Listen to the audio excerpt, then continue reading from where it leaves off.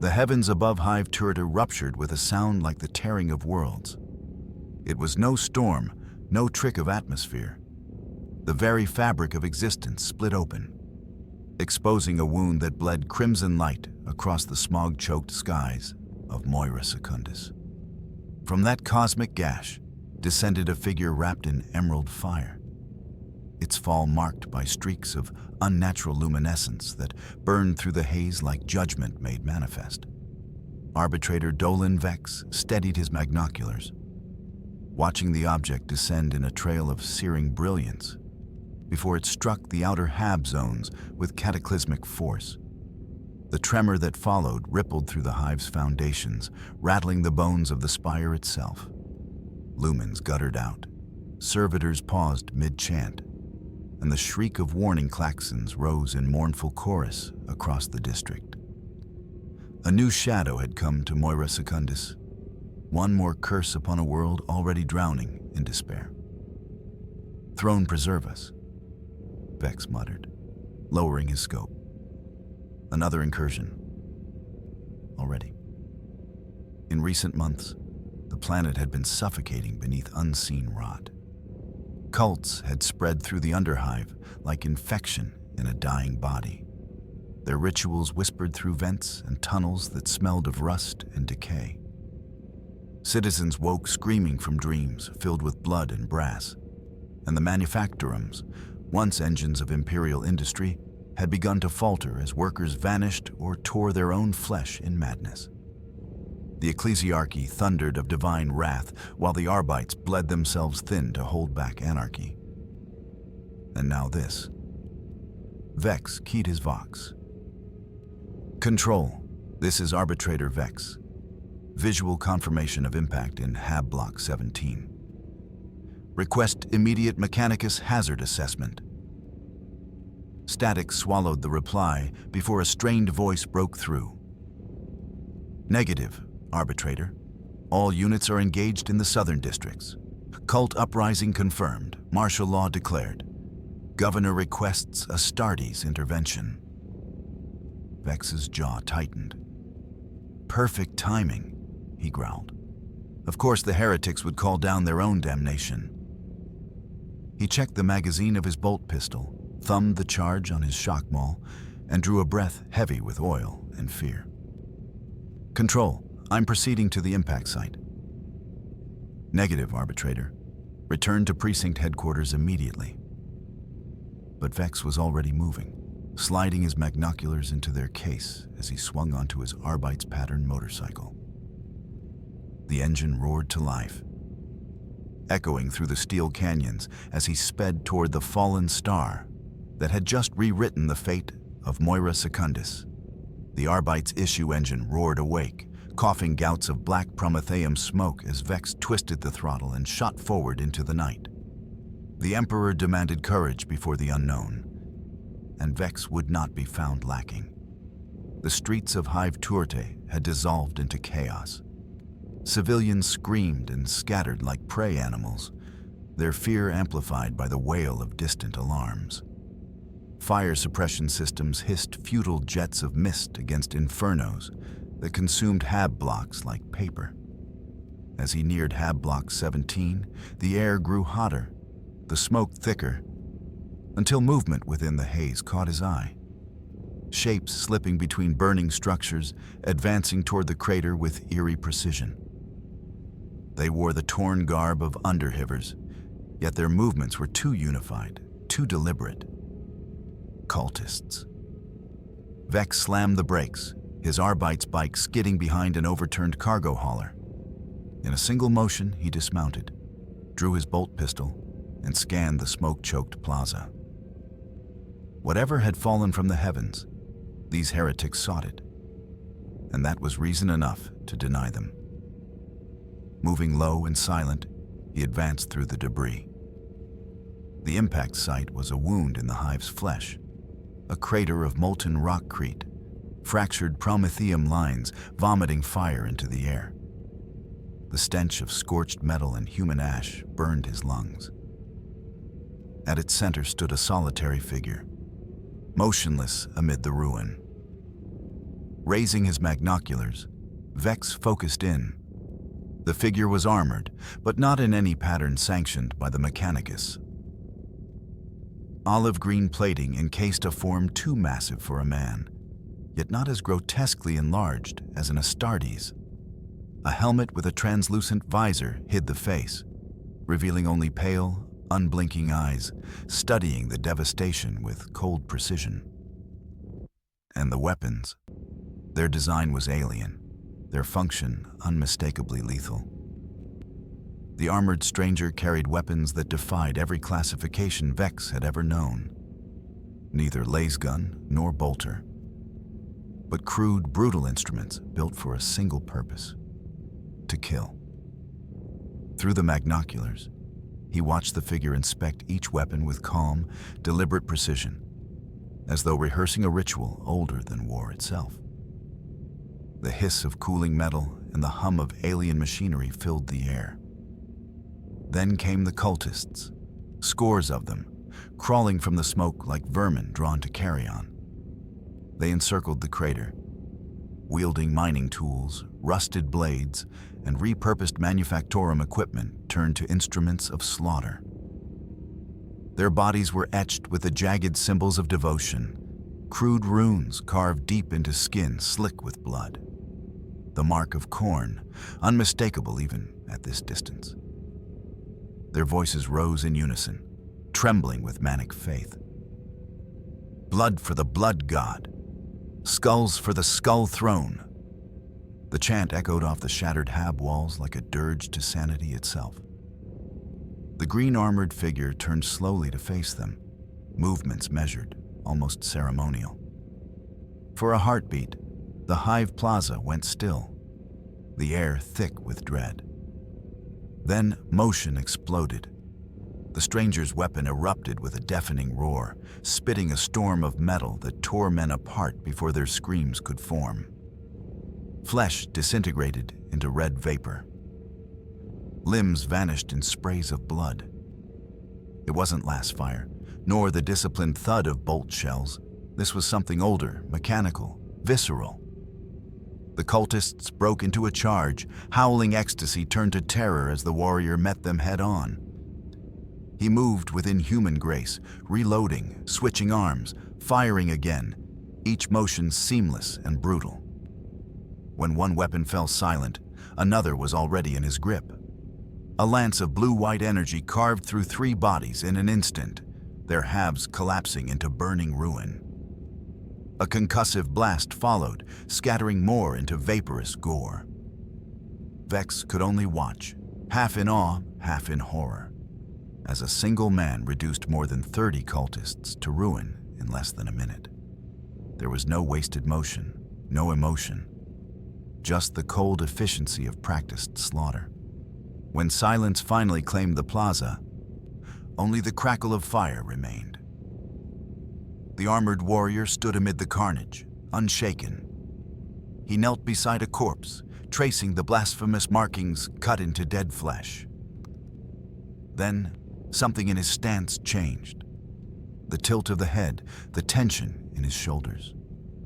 Vex recognized it instantly. He had seen that posture before, in the moments before vengeance.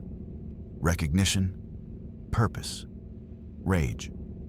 The warrior rose from the sea of corpses and fixed his gaze upon the distant hive spire, its obsidian silhouette cutting through the blood-red haze of the sky.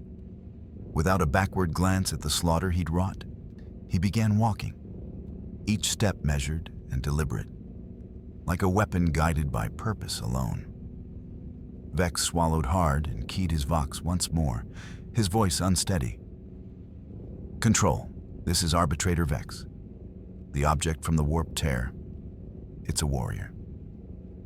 Human, or perhaps transhuman. Unknown armor configuration. He just annihilated 30 cultists without suffering a scratch. He's heading toward the central spire. The reply came fragmented through the static. Arbitrator. Return to headquarters immediately. The Inquisition has assumed command of all Arbite's operations. The words froze his blood. The Inquisition, on Moira Secundus.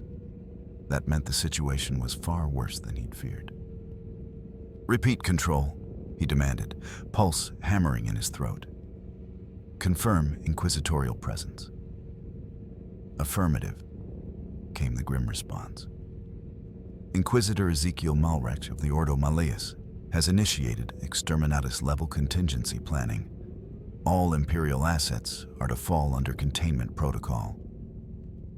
Exterminatus, the ultimate sanction, the cleansing fire reserved for worlds beyond salvation."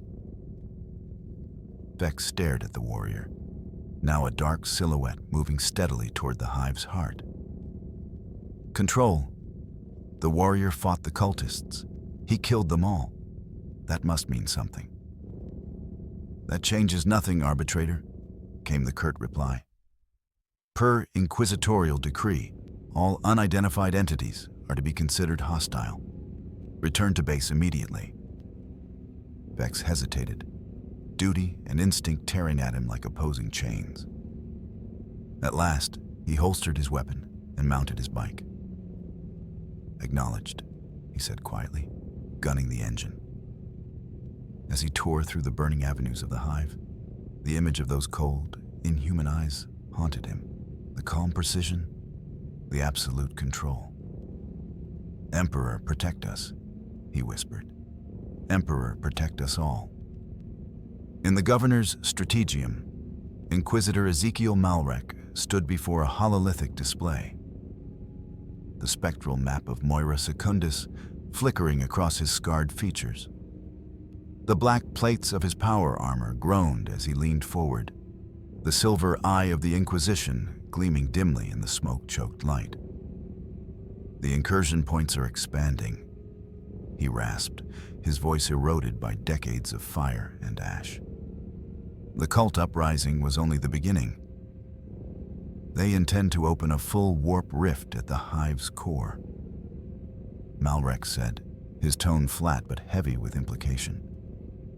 Across the chamber, Governor Albinus Vresh twisted his gloved hands, his voice trembling. But your acolytes reported the ritual was disrupted. The sacrificial chambers, empty." Malrech's gaze snapped toward him, cold and razor-sharp. "Because something reached them first," he said quietly. "Something that has disrupted the balance of this incursion." He gestured toward the hololithic display, where a pulsing red rune traced a brutal path through the Underhive. A trail of ruin cutting straight toward the spire's foundations. "Reports continue to pour in," Malrech continued. "Terrified citizens, dying Arbites, a lone warrior in green armor wielding weapons of terrible destructive force. Wherever it goes, nothing survives." The Inquisitor's gauntleted finger traced the symbol. This entity emerged from a localized warp tear. Initial scans indicated teleportation, yet the energy profile does not match any Imperial or Xenos design. It moves with intent, eliminating cultists, dismantling their rituals. Magos Explorator Reichen, his face a nest of servo limbs and data tendrils, stepped closer to the display. The air filled with the whine of cogitator links engaging. "Fascinating," the Magos buzzed, his vox modulator fluctuating with mechanical enthusiasm.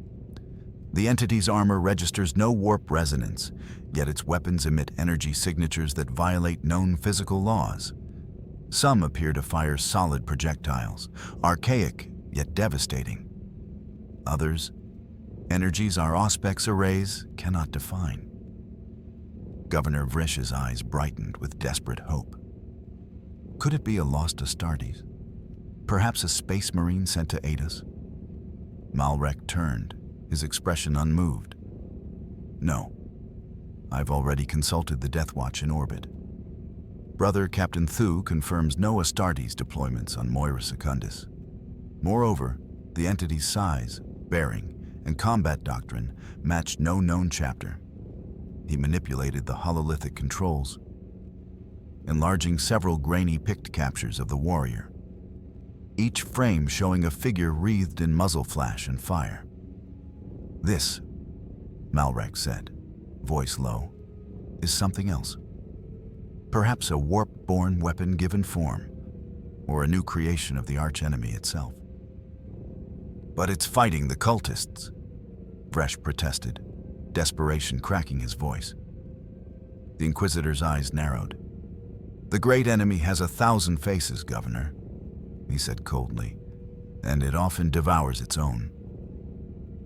Chaos is nothing if not capricious," Malrek murmured, eyes fixed on the flickering rune that traced the green warrior's path across the hive. "Perhaps it serves a rival god. Perhaps it hunts the same prize as the cult. But for different masters.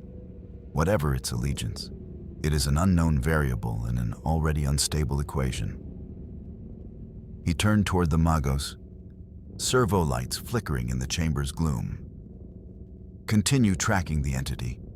Relay every scrap of data to the Deathwatch vessel in orbit." "As you command, Inquisitor," clicked Reichen, mechanical limbs twitching in precise acknowledgement.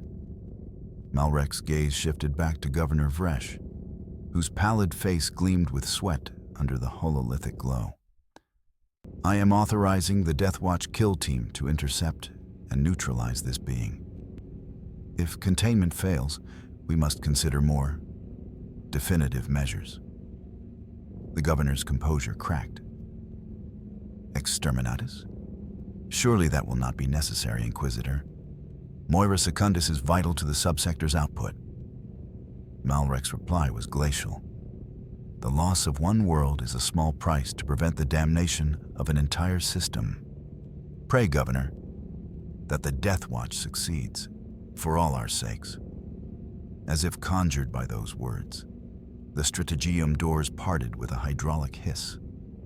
A towering figure in midnight black power armor entered, his every step a thunderclap against the marble floor. Brother Captain Thu of the Deathwatch, 2.5 meters of gene-forged power encased in tactical dreadnought armor, approached the Inquisitor. The silver pauldron of his order gleamed starkly against the void black of his ceramite plate. "Inquisitor," he intoned, his voice resonant as a cathedral bell, "my kill team stands ready. We have analyzed the entity's combat data and devised countermeasures." Malrek inclined his head. "Excellent, Brother Captain. Exercise caution. This warrior has slain over 100 cultists and annihilated 3 ritual sites within hours. Its speed and precision surpass even Astartes' norms."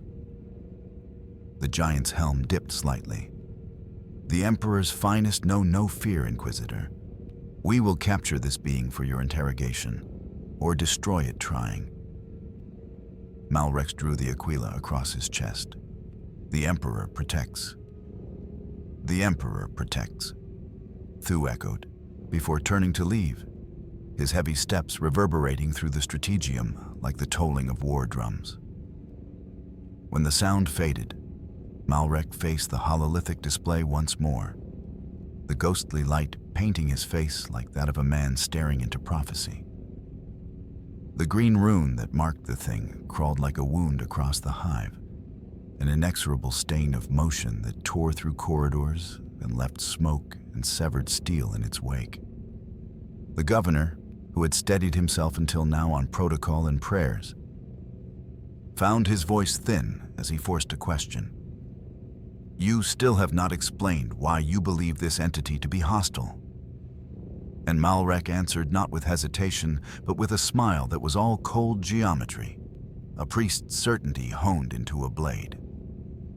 He produced a data slate with the casual ceremony of a man unveiling evidence, tapped it alive, and the coitator's captured frame filled the hollow. The green-armored figure, boots planted among the snapped bodies of cultists, the camera's angle lingering on the ruin more than the faces. Yet it was not the slaughter that fixed their minds, but a half-glimpsed device of meaning on the shoulder. The symbol emblazoned there, an angular, stylized mark that would pass for ornament to any civilian eye, set Malrek's features into something like worship. To an inquisitor of the Ordo Malus, its resonance was immediate and terrible. A mirror of motifs whispered across dossiers and interrogation fires. Motifs Malrek named without ceremony. Those tied to certain chaos entities, specifically those aligned with the blood god. The governor felt color leave his face because the image insisted on a contradiction. If this was a servant of Khorne, why did it stand over cultists who swore fealty to his patron? Malrek's pupils caught the slate's light and glittered with a zealot's explanation. Perhaps the thing desired the skulls themselves. Perhaps it served a rival aspect of the blood god. There are reasons in the warp that do not bend to mortal logic, he said, and the ways of chaos run like a river under everything.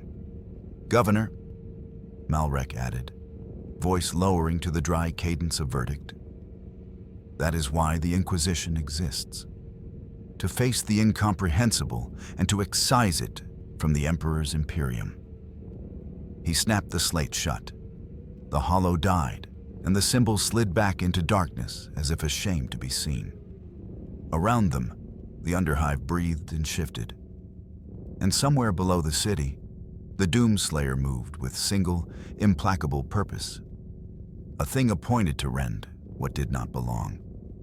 This world was not hell, but it reeked of the same corruption, the same rancid aura of blasphemy, the same whisper of damnation clinging to every wall. Different sigils, different chants, but beneath the surface, it was all the same rot. Humanity defiled, reality twisted, the strong feeding on the weakness of the broken. Since his arrival, he had reaped dozens. Cultists, mostly. Filthy zealots marked by crude imitations of infernal glyphs. Pledging themselves to powers whose essence he knew all too well. They fell easily, their frail bodies offering no resistance to the brutality of his weapons or the relentless fury behind them. Their deranged screams reminded him of the possessed he had annihilated across countless realms. Different shells, same corruption. The Slayer halted at a junction of rust-choked corridors where the air itself felt diseased, heavy with industrial runoff and the despair of forgotten souls. His helmet Hadi flickered alive, scanning the miasma and isolating traces of anomalous energy. Argent-like in signature, yet twisted, unstable, tainted by something alien. He followed the reading deeper into the bowels of the hive, boots thudding against metal slick with decay, until a barrier of corroded steel blocked his advance. Without hesitation, he lifted the super shotgun, the twin barrels glowing with restrained fury, and fired.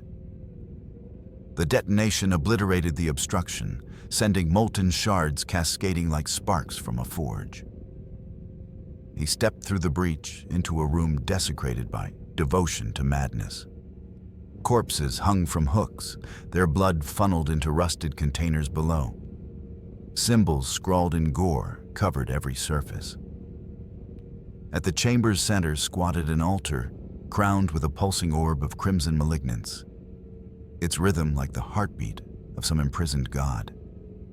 He recognized it instantly.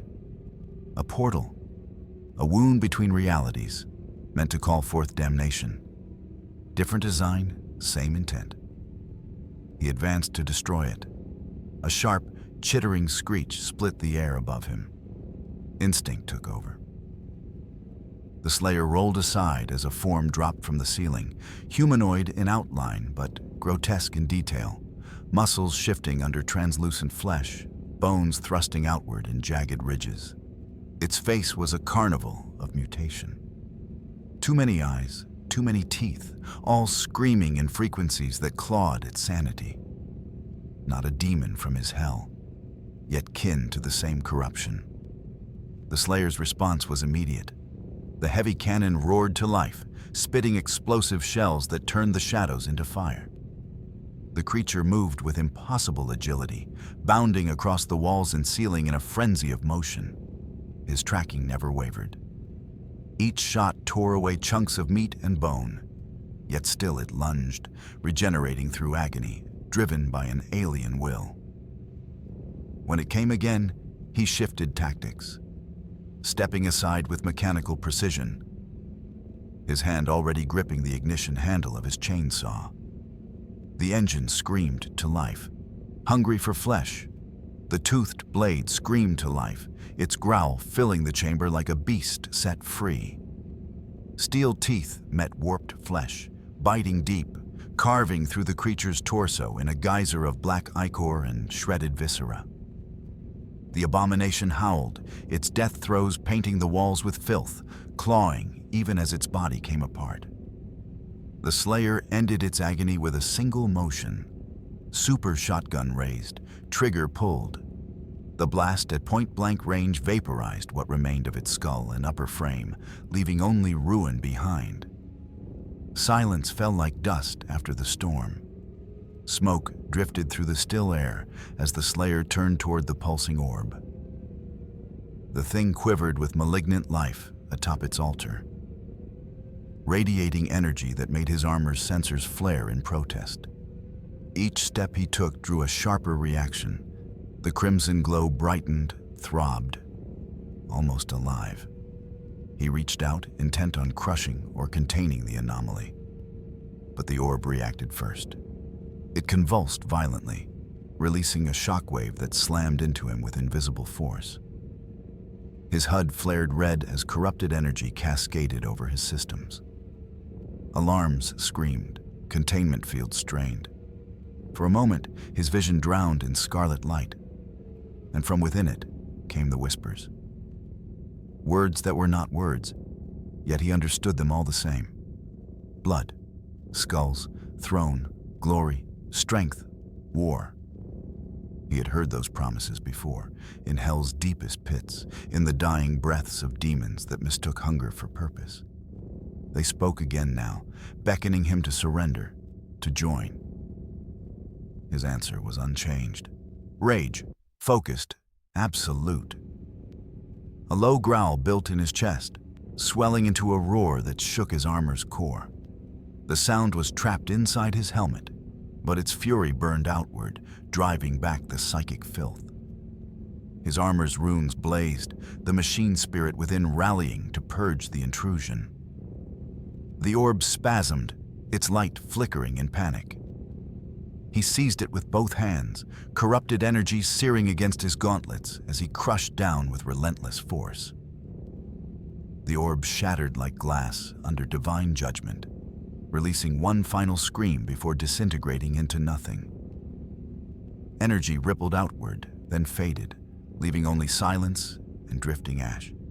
The Slayer stood motionless amid the ruin, eyes sweeping over the crystalline dust that was all that remained. The portal was gone, its wound in reality sealed by rage and will alone.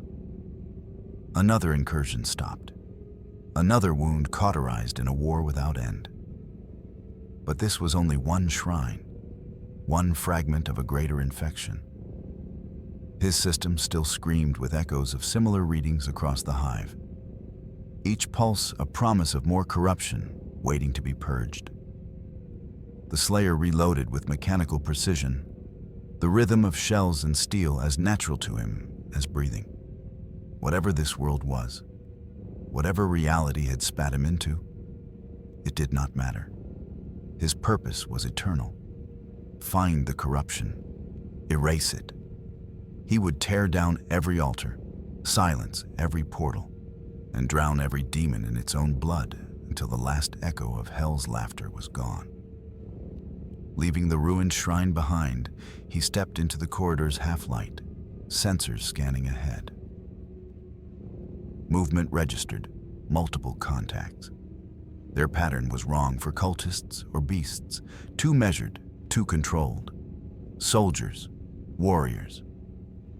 He raised his heavy cannon, stance tightening, every muscle and circuit ready. Whatever came next, he would meet it as he always had, without hesitation, without mercy.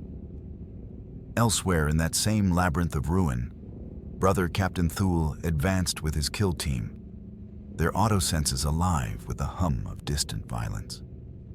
5 of the Emperor's chosen, bound by the sigil of the Deathwatch, drawn from chapters scattered across the stars, yet unified by duty. Each bore the scars of endless wars against the Xenos and the Warpborn. Energy signatures ahead, matching the target, reported Brother Sebastian, his voice filtered through the static rasp of Mechanicus augmentations. His auspex swept the corridor's shadows. Multiple bodies, severe trauma, consistent with prior engagement. Thule signaled for silence and motioned forward. The squad advanced in perfect formation, bolters raised, the disciplined rhythm of death incarnate. As they neared the chamber, the stench of blood thickened, a metallic fog of violence and decay. "Throne preserve us," muttered Brother Castiel, the Blood Angel's assault marine, his voice half prayer, half curse. They entered a slaughterhouse masquerading as a shrine. The air was thick with iron and rot, and the walls were painted in blood, broad, mindless strokes of devotion to madness. Limbs lay scattered like discarded offerings, the remnants of cultists torn apart by weapons that did not merely kill, but annihilated. Brother Castiel's breath caught. The curse of his lineage stirred within him, the red thirst whispering at the back of his mind. "Control your emotions, brother," warned Thule, his tone firm but measured.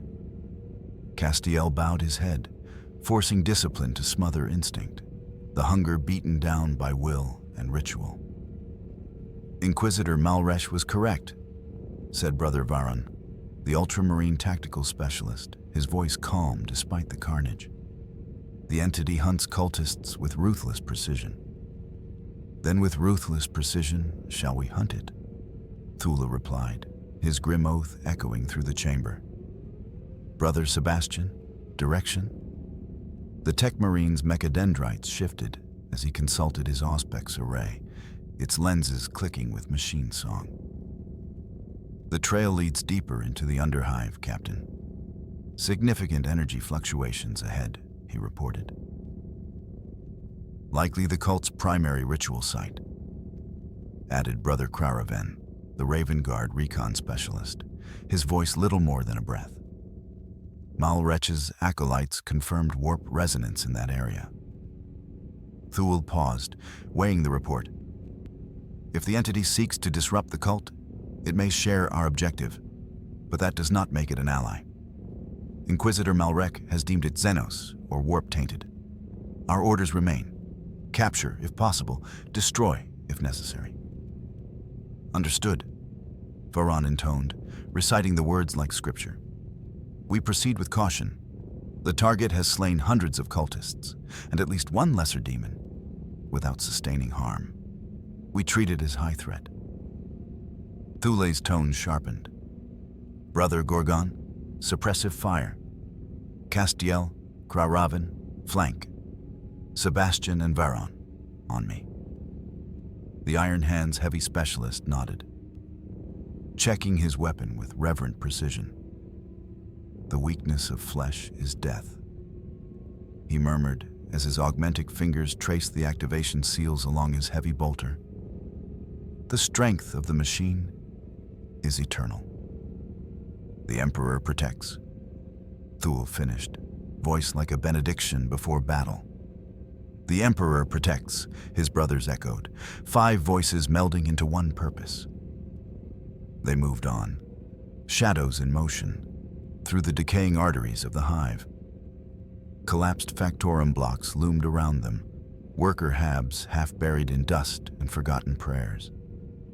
Even the scavenger gangs had abandoned these depths. "Energy spike," Sebastian's vox crackled suddenly. "Weapons discharge. Close."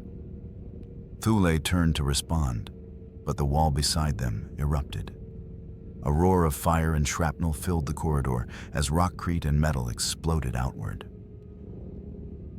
From the haze stepped a silhouette shaped like a man, but wrong, twisted, its frame warped until flesh and demonhood were one seamless horror. It screeched as it spotted the Deathwatch, a sound like rusted metal dragged across bone, rows of needle teeth flashing in the dim light. The shriek died mid-echo when a blur of green armor erupted through the breach behind it. The entity, their quarry, seized the demon by its sinewed throat and drove it into the floor with such force the ground fractured beneath the impact. The creature convulsed once, then lay still. For a heartbeat, silence reigned. The kill team and the Slayer regarded one another across the broken corpse. 5 transhuman giants, clad in midnight ceramite, facing a single warrior in battered olive-green plate. The air thrummed with tension, the unspoken recognition of power meeting power. Then Brother Gorgon broke it. The heavy bolter roared to life, mass reactive shells filling the corridor with thunder. The Slayer moved in a blur, rolling, twisting, the rounds detonating against walls and floor where he had stood an instant before. He rose fluidly, weapon already spitting fire, high-velocity rounds sparking harmlessly across Astartes' armor. "Spread out," Thule barked over the vox. "Contain and suppress." The Deathwatch shifted in perfect rhythm, their formation expanding to encircle the target. Bolter fire cross-hatched the gloom, each detonation a prayer of obedience to the Emperor's wrath. Yet the green-armored figure slipped through the storm like a phantom, faster than any mortal or machine should move. Then his weapon changed, something compact, alien, humming with viridian light. A burst lanced out, striking Brother Veron square in the chest. The Ultramarine staggered, his armor spasming as its machine spirit shrieked and faltered. "Unknown energy type," Sebastian reported, his voice cutting through the din. "Interference with armor systems. Caution advised." Thule drew his power sword, its blade hissing to life in a shimmer of blue. "Brother Castiel, with me. Close combat." The Blood Angel ignited his jump pack, the chamber erupting in fire and smoke as he launched forward, lightning claws extended like talons. Thule charged behind him, sword raised high, while the others tightened their suppression pattern, bolters spitting vengeance to pin their target. The Slayer did not retreat. He turned to meet the assault head-on. As Castiel descended, the Slayer pivoted aside with impossible precision, one gauntleted hand seizing the Assault Marine's jump pack. Using the Astartes' own velocity, he slammed the Blood Angel into the ground with bone-cracking force, rockcrete splintering under the impact. Thule reached him an instant later, his power sword sweeping in a killing arc. The Slayer raised his arm to block, the blade striking his forearm guard, and halted. Sparks cascaded as the field met resistance that should not have been possible. The guard held. The Slayer caught Thule's descending blade with one arm, sparks shrieking between their locked weapons. Then his other fist came up like a hammer blow from the gods. The punch crashed into Thule's chest plate, sending the Terminator-armored captain skidding backward across the rockcrete, gouging deep furrows with his boots before he regained balance. "Thrown by a single strike." Veron's voice crackled over the vox, awe and disbelief mingling. "Its strength rivals our own." Castiel pushed himself upright, armor dented and cracked, but far from broken. With a roar, he launched forward again, lightning claws carving streaks of electric fire through the dark. The Slayer met him head-on, matching the Blood Angel's transhuman speed with brutal economy, blocking, weaving, countering with blows that carried monstrous force. Sparks filled the corridor like falling stars. Gorgon and Sebastian maintained their fire discipline, bolters thundering as they searched for a line of fire that wouldn't risk their brother. Kraven had already vanished, moving unseen along the shadowed walls, hunting for position. The melee was a storm contained within steel walls. Then, in a blur, the Slayer disengaged, vaulting backward, arm rising. With a snap hiss, a blade of viridian energy flared from his gauntlet. He swept it in one motion, cleaving through a massive support column. Metal screamed. The ceiling above groaned, fractures spiderwebbing across it. "Fall back," Thule commanded instantly. "Structural collapse imminent."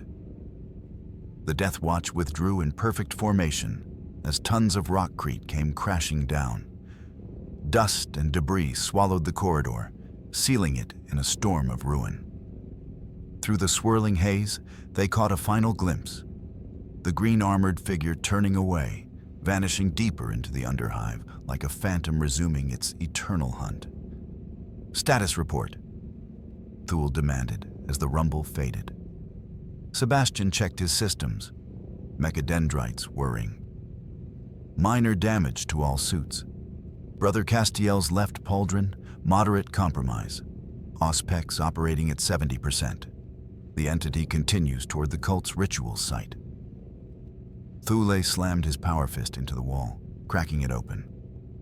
"Unacceptable," he growled. Castiel ran a gauntlet over the gouges in his armor. "We underestimated it. It moves like no human I've faced, yet it bears none of a demon's warp taint." "Perhaps both," Boran suggested. "Or neither. The Ordo Malleus has recorded beings that defy classification." Kraven stepped from the shadows, stealth fields fading to nothing. "A tracker has been placed on the target, Brother Captain. We can follow at range, observe its behavior." Thule's anger cooled, replaced by grim satisfaction. "Well done, Brother Kraven. We'll study it, learn how it fights, and strike again." He paused, voice lowering. Its fury rivals a Blood Angel's wrath, yet its precision would humble an Ultramarine. Its weapons, primitive in form, but emitting energy signatures beyond known tech. Sebastian nodded. Consistent with lost archaeotech. Thule's eyes burned behind his helm lenses. "Whatever it is," he said quietly, "the Emperor demands its end. Reload. Recite the rites of repair. We hunt again." "We move out in 5 minutes," Thule ordered, his tone a low growl over the squad vox. Around him, the Deathwatch prepared for pursuit. Reloading magazines, sealing armor plates, whispering machine prayers to appease their wargear spirits. As the final checks were made, Thule opened a secure channel. "Inquisitor Malrek, this is Brother Captain Thule. Initial contact with the entity was unsuccessful. It possesses combat capabilities far beyond prediction." Static hissed. Then the Inquisitor's voice slithered through, calm, precise, edged with restrained disappointment. "Disappointing, Brother Captain, but not unexpected. The entity continues to elude classification. My acolytes report escalating warp signatures across the Hive. The cult's ritual nears completion, despite its interference." Thule's reply was iron. "We will not fail again, Inquisitor." "See that you don't," Malrek said, voice turning to cold steel. "If containment proves impossible, and the cult breaches the veil, I will have no choice but to recommend Exterminatus." The line cut dead.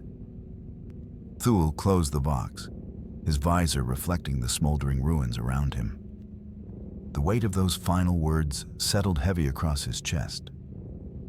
One failure could doom not only Mariah Secundus, but the entire subsector.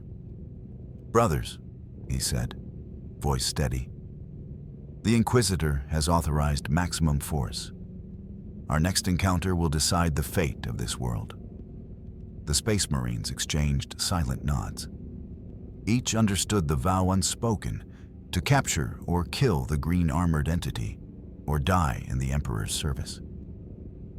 Duty was not a choice. It was the marrow of their existence. Far below, in the labyrinthine heart of the Underhive, another faith prepared its own apocalypse. The cult of the Blood God had remade an abandoned Prometheum refinery into a cathedral of slaughter.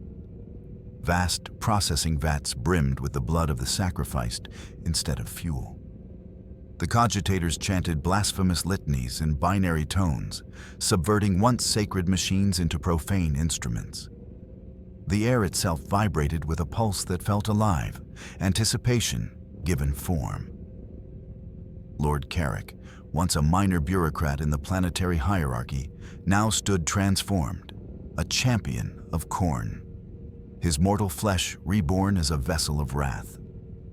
Brass plates had fused into his skin, cords of muscle twisting beneath them. His face was nearly human still, though the eyes glowed with warp fire and unending hunger. "The ritual nears completion," he rumbled, voice warped by something more beast than man. "Soon the veil will tear, and the chosen of our master will walk this world." At his side stood sorcerer Malachi, an irony so profound it bordered on blasphemy, for Khorne despised psychers above all. Yet pragmatism was a powerful god in its own right, and even among the bloodthirsty, necessity could silence creed. Malachi's robes shimmered with energies that clawed at perception. The crystal atop his staff, pulsing in rhythm with the colossal ritual circle, etched into the refinery floor. He turned, voice smooth and melodic, despite the tension in the air. "Something interferes," he said. "Our outer shrines have been desecrated. The conduits falter." Carrick's lips peeled back in a snarl, spittle flying from his twisted jaw. "Then we will drown this interference in blood. The Imperium's hounds snap at our heels." Carrick growled, his voice thick with rage and triumph. "Let them. We have sacrificed thousands to reach this moment. The blood tide rises, and no mortal army will stem it." Malachi's expression darkened. "This is not the work of the Imperium," he said, the words carrying the weight of dread. "Something else hunts in the dark, something that knows our kind too well." He lifted his staff, and within the crystal at its tip, shifting images took form, the Underhive rendered in ghostly detail. Cultists screaming as they fell beneath a storm of gunfire, shrines of flesh and brass shattered to ruin. At the center of it all, a lone figure in green armor, moving like judgment itself. Carrick's fury flared as he watched his lifeblood, the work of decades, torn apart. "What kind of Imperial dog dares this?" "Not Imperial," Malachi replied. "Look closer." The crystal's focus tightened, the image sharpened on the symbol embossed across the warrior's shoulder plate. Carrick's eyes widened, recognition and rage warred across his warped face. "Impossible," he hissed. "That mark belongs to legend, to another universe entirely." "And yet," said Malachi quietly, "he stands within ours. The Slayer, the bane of our kind across realities. He has breached the walls between worlds." Carrick's gauntleted fist slammed into a nearby control console, crumpling steel and sparking fire. "It changes nothing. The ritual cannot be stopped. If this Slayer wishes to die in our realm, I will see him sent back screaming to his own hell. Do not underestimate him," Malachi warned. "He has waged an eternal crusade against the legions of the Blood God in another dimension. He is anathema to all who serve Khorne." Carrick's laughter rolled through the chamber like grinding iron. "I am Ascendant, sorcerer, nearly a demon prince in the flesh. Let him come, I shall take his skull myself, and my God shall know my name." Malachi said nothing, but unease rippled through his aura. He turned back to the ritual. voice rising in a serpentine chant that scorched the air and made mortal cultists weep blood from their eyes and ears. The great circle carved into the refinery floor flared with crimson radiance as the vats of sacrifice boiled without flame. "Prepare the final offerings," Carrick bellowed to his lieutenants. "Double the guards. Nothing must interrupt the summoning." A chorus of affirmations echoed, and he lifted his chain axe high. The weapon vibrated with hunger, its motor growling like a caged beast eager for flesh. Carrick could almost feel the Slayer's presence drawing nearer, each heartbeat a drumbeat toward destiny. He would be ready. He must be. In the depths below, the Doomslayer moved with purpose, cutting through the veins of the Hive like a surgical strike. His armor's systems had adapted to this world's unique corruption, recalibrating to trace the warp's residue more precisely. Each shrine he destroyed weakened the lattice of power, yet the central nexus, the heart of the ritual, only grew stronger, feeding on the dying echoes of its lesser nodes. His recent encounter with the black-armored warriors had confirmed much. They were not demons, but engineered humans, transhuman soldiers, not unlike the Night Sentinels of his past. Their weapons struck hard, their armor endured, and their discipline spoke of a soldier's faith. But they had mistaken him for the enemy. It told him all he needed to know. In this realm, even the righteous had forgotten how to tell the difference between corruption and its destroyer. It made no difference to his purpose. Allies, enemies, believers. It was all the same. His mission was the eradication of corruption, and nothing would divert him from it. If they stood in his way, they would join the countless dead he had already left behind. The Slayer halted at a junction where the air itself felt tense, charged with motion unseen. Something waited in the dark. Neither the chaotic frenzy of cultists nor the measured discipline of the black-armored warriors. It stalked him with intent, intelligent and hungry. He raised his heavy cannon, tracking the shadows. A flicker of motion, too fast for any human to follow. He fired. Explosions tore through the corridor, a thunderstorm of detonations. But his target moved like smoke. Then a shape dropped from the ceiling behind him.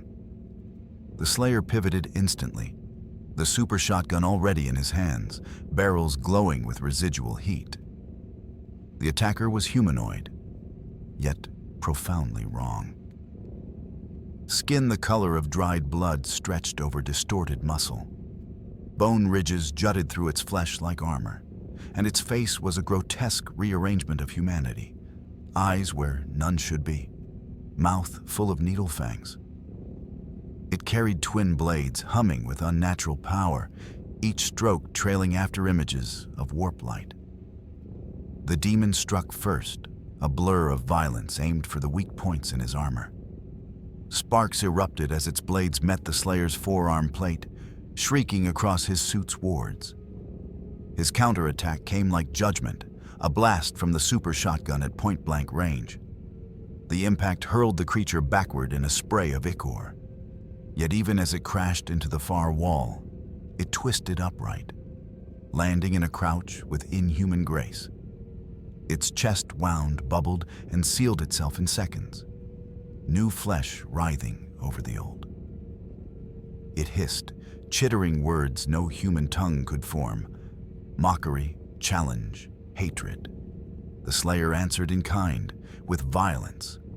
The plasma rifle came up, its coils flaring to life, and a storm of incandescent bolts ripped through the gloom.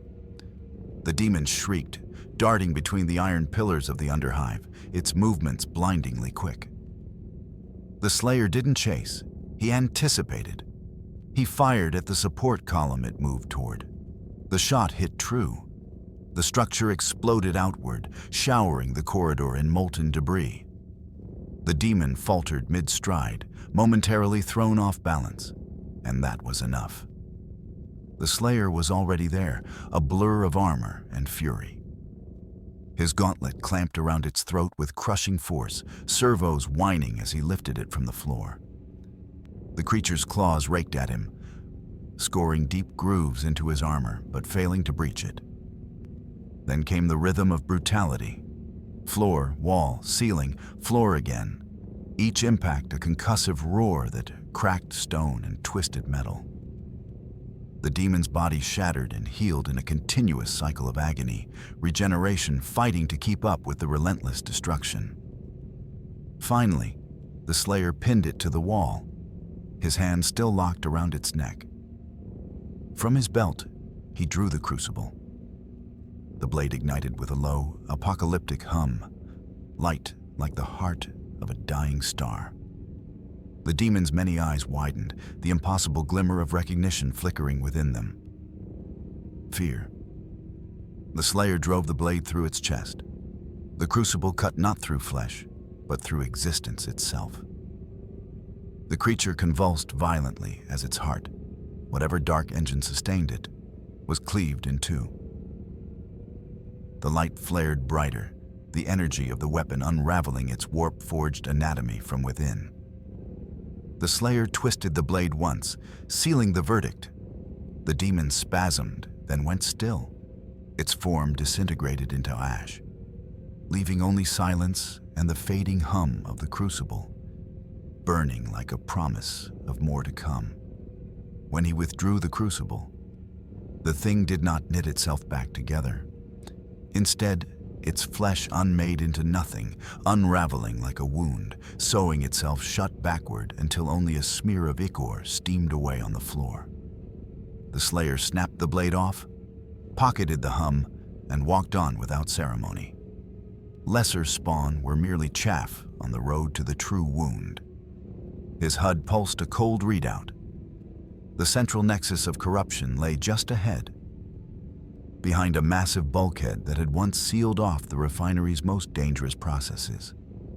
And what had been built to contain fire and explosion was now a gate to something far worse. That plate was thick enough to need permits, codes, or heavy salvage gear to breach. He had none of that paperwork, but he did have his BFG 900. The weapon woke in his hands, ancient port's drinking armor power as green energy knotted around the barrel until it reached bitter criticality. He aimed for the heart of the door and fired. The discharge ripped the reinforced steel into a scatter of molten shrapnel, and everything in the antechamber became a rain of superheated metal. Through the choking smoke and falling slag, he strode into the core where the ritual's pulse beat like a malevolent heart. Far above and miles away, in terms of consequence, Inquisitor Malrek watched his tactical feeds with a face going hard. The entity had torn through the final protection and was moving into the central chamber. The Deathwatch were still hurling themselves free of swarms of fanatics, slowed by dogged packs of cultists who flung their lives like grenades to block the Marine's path. "We are running out of time," Malrek said into his vox, the words simple and unpadded. He turned to Magos Rishon as the tech priest's augmetic limbs rotated and hissed over diagnostics. Magos Rishon, status on the warp fluctuations. The Magos's instruments clicked and spat numbers. Critical threshold approaching, Inquisitor. The rituals have thinned the veil between Materium and Immaterium significantly. Complete breach estimated within 20 minutes if the central rite is not stopped. Malrek's jaw clenched. He keyed his command to Veil without theatrics. Interrogator Veil. Prepare the astropathic message for the fleet. If the Deathwatch cannot neutralize both the entity and the cult within 15 minutes, assume the worst. Exterminatus protocols will be initiated. Veil's face remained a mask, the lines of decades of service folded into controlled obedience. "Yes, Inquisitor," she replied, voice flat as an oath. The weight of that sentence settled into the chamber. judgment for a world. Malrek watched the green rune that marked the Slayer crawl across the schematic and vanish into the central sanctum.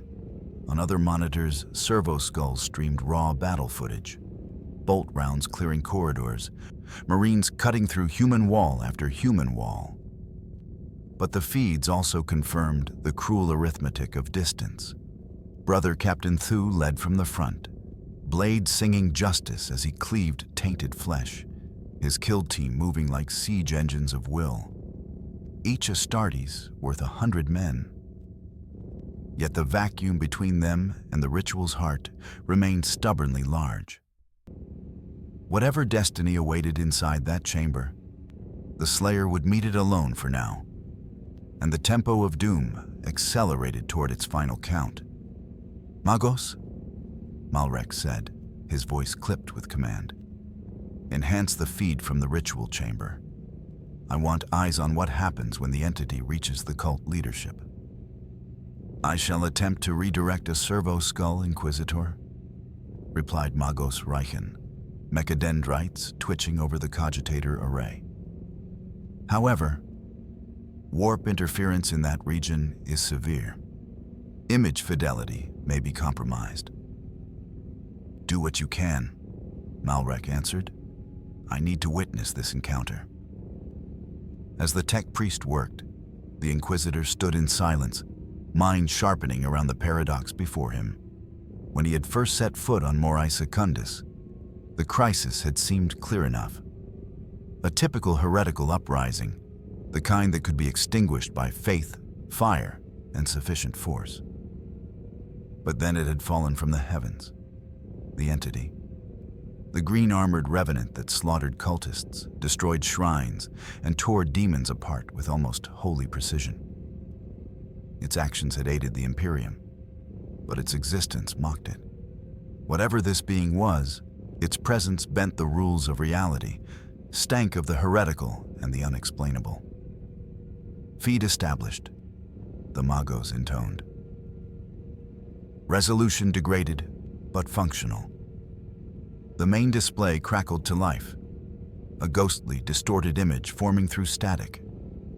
The refinery's main chamber, vast and alive with ritual corruption. The great promethium vats now brimmed with blood, each one reflecting the baleful glow of symbols etched across the floor in blasphemous geometry. Hundreds of cultists stood in concentric rings around a central altar where a figure, massive, armored, exalted, lifted his arms in invocation, and from the shattered bulkhead, the entity entered, green armor glinting through smoke, weapons raised and ready. "Record everything," Malrek ordered, voice low but fierce. "This may be our only chance to discern its true nature." Inside the chamber, Lord Carrick felt the intruder before he saw it. The warp flowing through his swollen veins twisted in warning as the bulkhead behind him detonated. He turned from the ritual circle, chain axe roaring to life, its teeth vibrating with bloodlust. "The legend himself honors us," he thundered, laughter booming through the chamber. "The Slayer, come to witness our ascension." The Doomslayer stepped through the wreckage, unshaken by the chaos around him. His visor swept across the chamber, scanning, tagging, prioritizing. The central figure radiated overwhelming threat. Target Alpha. The robed sorcerer beside him, manipulating unstable energy fields, secondary. The rest, unarmed cultists, non-essential obstacles. But the circle itself, burning crimson beneath their feet, triggered immediate recognition. The pattern was not of this world, yet its design was unmistakable. A gateway. A conduit to breach the veil and flood reality with corruption. "Your coming was foretold!" Carrick roared, stepping forward. His armor gleamed wetly under the crimson light, brass plates fused with pulsing flesh, veins glowing like molten wire. Perhaps not in this form, but the blood god knows his foes across all realities. The Slayer gave no answer. There was nothing to say. Words did not matter, only the outcome. He raised the heavy cannon and fired. The corridor thundered. Explosive rounds tore through the air, slamming toward the Chaos Champion. Carrick moved with impossible speed for something so large, sidestepping as detonations ripped into the machinery behind him, showering the chamber with molten shards. The duel had begun. With a roar that split the chamber like thunder, Carrick surged forward, his chain axe raised high, each tooth shrieking for blood. The Slayer did not yield. He met the charge head-on, swapping weapons in a blur, the twin barrels of his super shotgun thundering point-blank. The blast struck Carrick square in the chest, the impact hurling gore and brass in every direction. But the champion of Khorne merely staggered, his corrupted body absorbing punishment that would have pulped any mortal. He laughed, a guttural sound like grinding iron. "I feel your rage, Slayer. It is pure, worthy of Khorne himself. Why resist what you are? Your skull would be a jewel upon his throne." The chain axe came in a sweeping arc, carving the air with murderous speed. The Slayer ducked beneath it, the teeth grazing his helm with a shower of sparks.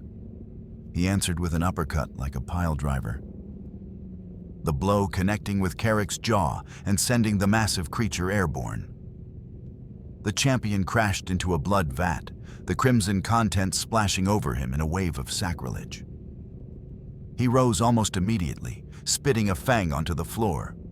"Impressive," he snarled, "but futile."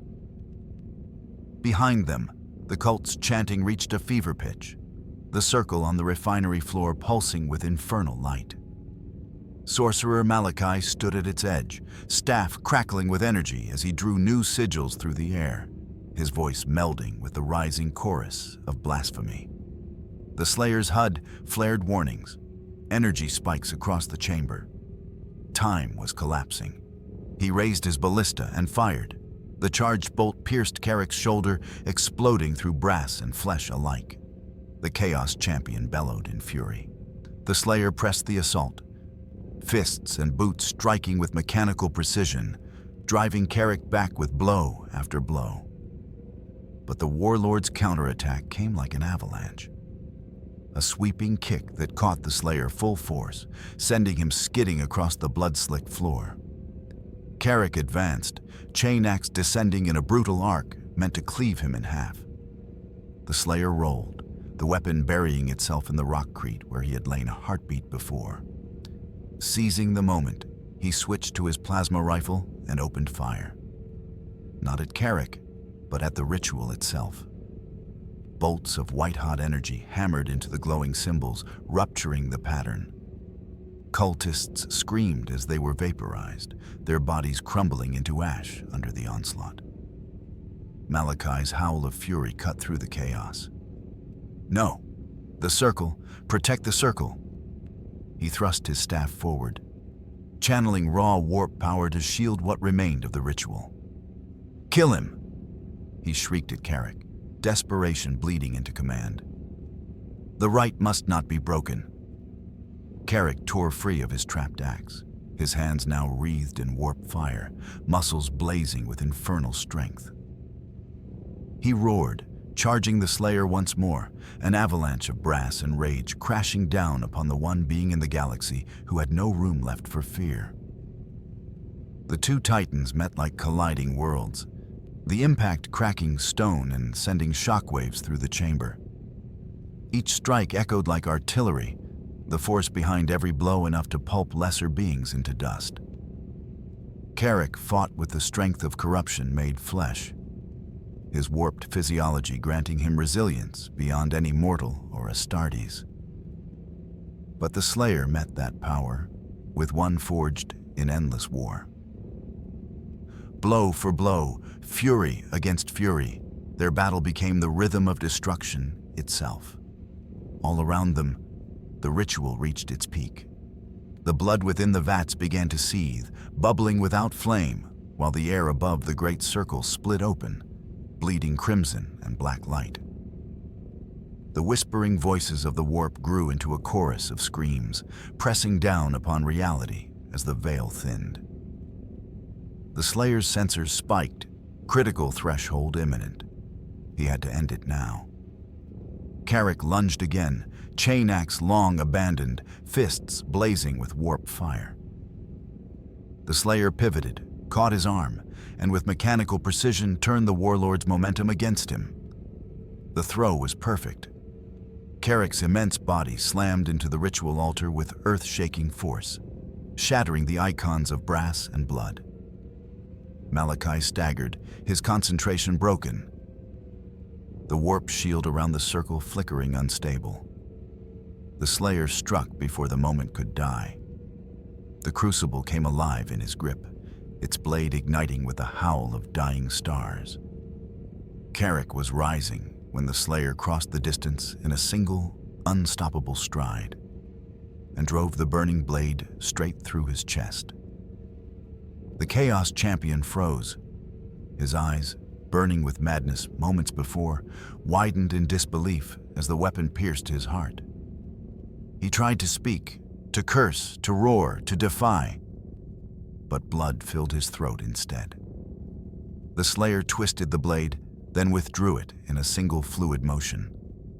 Carrick's head parted from his shoulders in the same breath, the severed body collapsing in a heap as warp fire bled from its wounds and died. "Impossible," Malachi gasped, stumbling backward, the crimson glow of the circle painting his horror. The ritual was perfect. The blood price was paid. He raised his staff, screaming incantations as power convulsed around him. A surge of crimson lightning leapt from his hand, enveloping the Slayer in a storm of violent energy. Warning runes flared across the visor. Armor systems howled in protest. But the Slayer did not slow. He had endured far worse than this across hell and beyond. Each step cut through the storm, deliberate, inexorable. Malachi's triumph curdled into terror as he realized his strongest spell was failing. He turned to run, but there was nowhere to go. The Slayer raised his plasma rifle, took aim, and fired once. The bolt struck the sorcerer's staff dead center. It detonated in a burst of molten light. Shards of crystal embedding in flesh as the feedback ripped through Malachi's body from the inside out. He disintegrated mid-scream, his form collapsing into drifting ash. Silence fell, but only for a heartbeat. The circle still pulsed with malignant energy. The tear in the air widened, the whispers turning into full-throated roars of anticipation. All around, cultists chanted mindlessly, oblivious to death, their ecstasy blinding them to the doom they had birthed. The Slayer looked upon them and knew what must come next. He had done this countless times before, in countless worlds. He would do it again. The methods differed from world to world, but the principle never changed. Sever the energy, shatter the symbols, purge the living conduits. The Slayer spun up his chain gun, its barrels whirring into a storm of thunder. A torrent of lead tore through the chamber as he systematically erased the remaining cultists, their bodies collapsing in sprays of crimson. Each death broke another link in the human chain, feeding the ritual. The growth of the tear slowed, but it did not stop. The Slayer adjusted aim, targeting the blood vats next. Explosive shells punched into the great containers, rupturing their steel walls and spilling rivers of corrupted blood across the floor.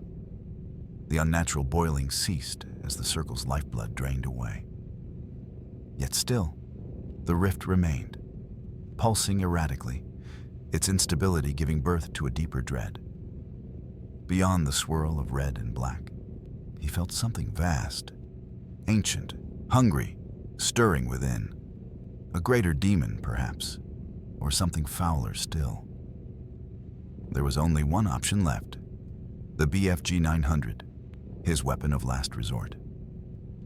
The Slayer raised the colossal gun, its systems linking to his suit in a chorus of energy transfers. Green light built around the barrel, low and growing, until it roared with critical power. He took aim at the rift's center, HUD indicators flashing warnings that meant nothing to him. Just as the charge peaked, movement. A dozen armored shapes stepped from the smoke, weapons raised. The Deathwatch had arrived. "Hold fire," commanded Brother Captain Thule, his vox amplifying across the blood-soaked chamber. His crimson lenses scanned the scene, the desecrated corpses, shattered icons, and the still shrinking tear that bled reality. "Spread out. Contain the area." The kill team moved with disciplined precision, forming a perimeter around the Slayer, but at a distance, cautious of the figure who had bested them once already. "The entity appears to be stabilizing the rift," reported Brother Sebastian, Auspex readings flickering across his helm. "Its weapon, energy output comparable to a starship's primary cannon." Thula hesitated, orders clashing with reason. Inquisitor Malrek's command was absolute. Capture or destroy the entity. But before him stood something fighting against the very evil they had come to eradicate. For a brief moment, duty warred with judgment. Then the decision was taken from him. The Slayer fired. The BFG discharged with a blinding surge of emerald light, the projectile vanishing into the heart of the rift. For a heartbeat, nothing. Only the trembling hum of reality stretched thin. Then came the detonation. A sun of green fire bloomed within the tear, twisting space itself. The chamber shook as a shockwave of raw energy ripped outward. The demonic chorus beyond turned to screams, their rage collapsing into agony as the portal began to devour itself. The tear folded inward, its edges curling and imploding until nothing remained but air, ash, and silence. The shockwave slammed through the refinery, forcing even the transhuman giants of the Deathwatch to brace against it. When the light finally died, the rift was gone. Reality, fractured, scorched, but intact, had reasserted itself. The corruption would fester for decades, but the apocalypse had been averted. The Slayer lowered the BFG, its vents hissing as the weapon cooled, power cells spent. He turned, visor reflecting the faint green glow still fading from the air. The Deathwatch held formation, weapons trained, unreadable behind their helms. For several tense heartbeats, no one moved. And then Brother Captain Thule slowly lowered his bolter, the faint hum of his armor the only sound. "Entity," he said, voice echoing through the hollow chamber, carried on a mixture of awe and uncertainty. "You have fought against the forces of chaos this day," said Brother Captain Thule, his voice amplified by the vox, steady but edged with curiosity. "State your purpose and origin." The figure in green did not answer. He stood motionless, neither hostile nor yielding, his silence speaking louder than any creed. He owed no one an explanation. His mission was eternal, older than any empire, simpler than any doctrine. Hunt the spawn of hell wherever they hid, end their corruption, and make them pay for every soul they had defiled across every world and every reality. Words had no place in that crusade. Before the stalemate could break, the air itself shifted. A surge of power flared through the chamber, emerald, not crimson, not the corrupt hue of the warp, but the clean, violent green of dimensional energy. The Slayer turned toward it instantly. He knew that light. It was the same signature that had torn him into this universe. His fortress of doom had found him. A doorway home had opened. New energy pattern. Brother Sebastian's voice cut through the vox static. Emerald vortex forming. Signature matches the entity's arrival vector. "Stop it," Thule barked, bolter snapping up. "In the name of the God Emperor, stand down." The command fell on deaf ears. The Slayer took a single step toward the vortex. His work here was finished, the incursion sealed, the cult purged. Another world, another war, awaited. The rift swelled behind him, luminous tendrils licking across the ruined chamber. "Fire!" Thule ordered. Bolter rounds screamed through the air, but the vortex bloomed fully, engulfing the Slayer in light. When the glare faded, the shots passed through nothing. He was gone, drawn back into the endless crusade that bound him across realities. The Deathwatch held their aim for a heartbeat longer, then lowered their weapons. The silence that followed felt heavier than the battle itself. "Throne," murmured Brother Castiel. "What was that thing?" "Unknown," Thule replied quietly. "But it fought the ruinous powers with a fury few men have ever matched. Perhaps..." He paused, searching for words. "Perhaps it was never our enemy at all." Brother Varen stepped forward. "The Inquisitor will demand a full account, and he shall have it," Thule said grimly. "Though I doubt even the Ordo Malleus has language for what we witnessed today." Weeks later, beneath the vaulted ceilings of the Imperial Palace, Inquisitor Malrek stood before the High Lords of Terra. The chamber was silent save for his voice, its echoes drifting between statues of heroes and martyrs. "The entity departed as mysteriously as it arrived," he said. "The cult was annihilated. The warp breach closed. Morai Secundus remains loyal and productive, though I have stationed acolytes to monitor for lingering taint." Lord Militant Hectorus Carmine leaned forward, his armor creaking. "And you believe this Slayer might return?" Malrek hesitated, choosing each word with surgical precision. The rift that took him was stable, controlled, not a random warp anomaly. That implies a level of technology, or warp craft, beyond anything in our archives. If he can traverse dimensions at will, then yes, he could return. A golden-masked Lord Inquisitor inclined his head. "Then tell us, Malrek, should we prepare for war?" Malrek's gaze hardened. It fought chaos with singular purpose.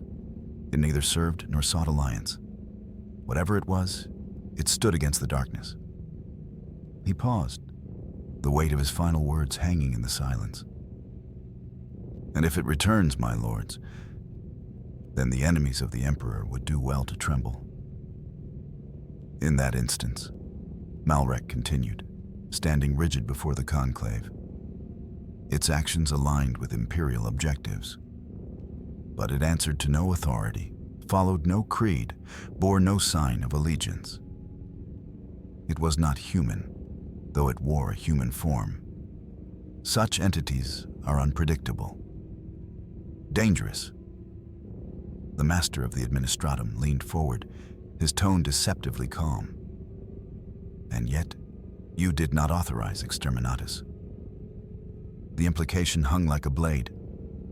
Malrek met his gaze without flinching. The threat was contained, the world preserved. Exterminatus is a final sanction, not a reflex. The Imperium cannot burn productive worlds without necessity. A faint nod came from the Lord Inquisitor. Approval veiled in indifference. "And the symbol you reported? The one resembling a mark of chaos?" "My initial conclusion was premature," Malrek admitted. "Further study reveals the symbol predates Imperial record. According to fragmented references within Ordo Malleus archives, it was never a sigil of worship, but a warning." "A warning," mused Lord Militant Carmine. "To whom?" Malrek allowed himself the faintest smile. "To the demons, my lord. To the damned." A murmur rippled through the assembled lords as they exchanged uncertain glances. The Lord Inquisitor spoke last, his voice calm and final. Your report will be sealed within the Ordo Malleus vaults. If this entity reappears in Imperial space, you will be summoned. Until then, consider this matter closed. Malrek bowed, the gesture sharp and formal. As you command, my lords. As the chamber doors closed behind him, his thoughts turned inward, to the blurred feeds that had captured the impossible. The green-armored figure cutting through corruption like a scythe through wheat. The fury so pure it transcended chaos. In all his centuries of service, through purges, crusades, and silent wars in the Emperor's name, Malrek had never witnessed anything so terrifyingly precise. Rage without madness. Violence with purpose, a weapon of hate that hunted only the damned. Perhaps, he thought, in a galaxy drowning in heresy and shadow, there is room for such an ally, however unpredictable. The Imperium had fought beside stranger things when the alternative was extinction. But another part of him whispered a darker truth. Perhaps it is simply another threat we have yet to understand. The Imperium had been betrayed before by beings claiming righteous cause. Vigilance, he reminded himself, was the only currency that mattered. And when, inevitably, the entity returned, he would be ready.